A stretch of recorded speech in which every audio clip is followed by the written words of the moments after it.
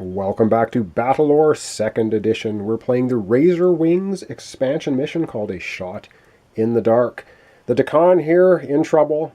They need to get off the board. It is their turn. It is still daytime, but it will be changing tonight during this episode, and that's when the Razor Wings appear. So this could be bad.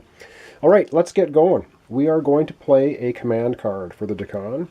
And we're going to play Battle March. And it's order 3 units that are not weak. Weak units consist of only one model in there. So we cannot activate these archers because they're weak. All of our other 4 units, though, are not weak. And so we get to activate or order 3 of them. And so we need to decide which 3. And I think we're going to activate these archers, this infantry unit, and that infantry unit. Okay, on to the move step, and let's see what we've got here. On the move step, our archers are not going to move because their special ability, of course, if they do not move, they get to fire twice. So we're just going to leave them there. These guys are also not going to move, but this infantry unit is, these guards are going to move out here. So we're going to try and trap, possibly eliminate the Flesh Ripper Brutes. And we're leaving the Bloodthirsters kind of alone, so that might be our undoing. I don't know. We have 5 units left. We need to get 3 of them to the other side of the board for a Deccan win. All right, that was the move step. Now it is time to attack. And I think we're going to have, wow, I don't even know which one we want to have going first. I think we're going to have the Citadel Guards attacking the Flesh Ripper Brutes first. Now, Citadel Guards get to roll 3 dice, but the Uthik player is going to play one of their lore cards. And here it is. It's called Bone Spurs. Play during your opponent's attack step after he declares the target of a melee attack. Well, guess what? They were going to play that, but of course we know as the Deccan, we're going to play Runic Barrier. Play after your opponent plays a lore card, which was just now. Your opponent discards his lore card without paying the lore cost or resolving the effects. This is going to cost us our only 2 lore for the Deccan, but we have just negated that what would have been a horrible card that the Uthik player was going to play. So that's not happening, and I'm sure the Uthik player is not happy about it, but hey, that's the way it works. But they didn't have to spend the 6 lore to do it, so they still have, I believe they still have 12 lore, so they still have a ton of lore and 3 lore cards. So we had to use it. We have no lore left now as Deccan.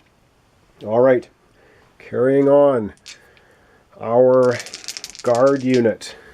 Okay, our Citadel Guards are attacking the Flesh Ripper Brutes. They get 3 dice to do it with, and they get, all right, this is at least good. They got 2 hits, so we're going to eliminate 2 of the Flesh Ripper Brutes. That is excellent. Unfortunately, the Flesh Ripper Brutes, and of course that's a ranged attack hit, so that does nothing. Unfortunately, the Flesh Ripper Brutes get to counter attack, and so they have 3 attack dice to counter attack. Okay, well, so they get 3 to counter attack, so they counter attack our guard unit, and they end up, oh man. Now they're weak right now because they got knocked down to 1 unit, so that doesn't count as a hit. This is going to eliminate 1 unit, unfortunately for us, and this is going to make us retreat, which is fine because that's the direction we want to go in anyway. So that was a counterattack. Now, of course, with a counterattack, they can't advance or do anything. So that just knocks down one of our Citadel Guard units, and that's the attack for them. Yeah, which one do we want to do next? I think we're going to have the archers go next because they do get 2 attacks. And unfortunately for them, I should have moved them here. Well, then they would only have 1 attack. They get 2 attacks. So they get 2 dice. to attack with. And of course, they need the bullseye symbol. So let's see if they can do anything. Come on, do something. Well, we got a lure, and we made them retreat. So that's great, which means they're not going to be able to counterattack against us. So we didn't damage them, but they have to retreat directly away from us. We get one more attack. Because we didn't move, the archer's ability is called double strike, and we can just look at that quickly. I didn't, but it's called double shot. If this unit did not move during the move step, it may perform an additional attack during your attack step. So that's what it's doing. Okay, and we're going to try that once again. And I don't know. I wonder if archer units can advance and then have another shot. I think they can. I think they can because they didn't move during the move step. We're now into the attack step. So we are going to have the archer units advance. But that might be dangerous because if they get a counterattack, we don't kill them and you get a counterattack, then we may get wiped out. So, I don't know what to do. I think, you know what? I think we're going to leave them there because I want them to at least not be wiped out. All right, they get their second attack. Come on, let's do something. All right. Oh, they did lots of things. They hit, and they also made them retreat. Now, these guys can't retreat because they would have to retreat into units, so they would take 2 damage, but 1 is enough to kill them. They have destroyed, the Dakan have destroyed the Flesh Ripper Brutes completely. That is excellent. Now, these guys, of course, have an attack, but they have nobody to attack, so they were kind of the backup plan. If we didn't get rid of these guys, then they could have attacked. So that's... I like how that worked. All the Dakan, or all the Uthik have left now is a full unit of Flesh Ripper Brutes. Of course, these guys are deadly. And we have 1 Berserker over here. So, that's not bad.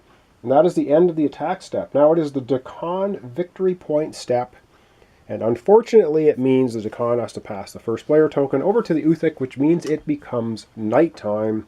And as we know, when it becomes nighttime, the evil razor wings appear. And the Uthik player, of course, on their turn then, will be able to use them. So that is not very pleasant for us. Okay, so it is now nighttime, but we are into the draw step. And so we're going to draw a command card for the Dakan.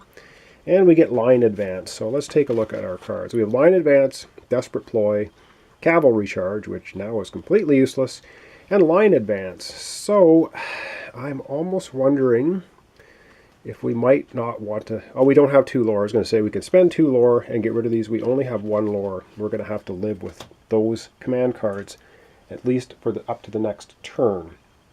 That was the draw step. Now it is the lore step. So the 2 lore cards we have are Enchanted Arrows, which we weren't able to use because we didn't have 4 lore, and Valor and Vengeance. And we only have 1 lore token. Well, I think... Oh boy, I think we're going to take 1 each because then at least we can use the Valor and Vengeance lore card. So we get a lore card. We get Defend the Realm. Okay, more defense. Play after an enemy unit is eliminated while on your half of the game board. Gain a victory point. Well, unfortunately in this scenario, you cannot gain victory points for lore cards. And so, you know what I'm going to do? I'm just going to take that lore card and I'm going to get rid of it because it is completely useless for us in this scenario. It does not function. It's one of the special rules. The only way for the Dakan to get victory points, of which they have 1 right now, is to either completely eliminate a Razor Wings unit, would give them 1 victory point, or they have to get 1 of their units off the board all the way up to the last row. And we managed to get 1 Riverwatch Rider unit off the board now. So we have 1 victory point. And that is going to conclude the Dakan turn. So I don't know. I don't know how things are looking here. I have a funny feeling we're going to have to get lucky as the Dakan player to pull this off. We still need to get 3 of those 5 units off the board or destroy a Razor Wings unit. and that's not a simple thing to do.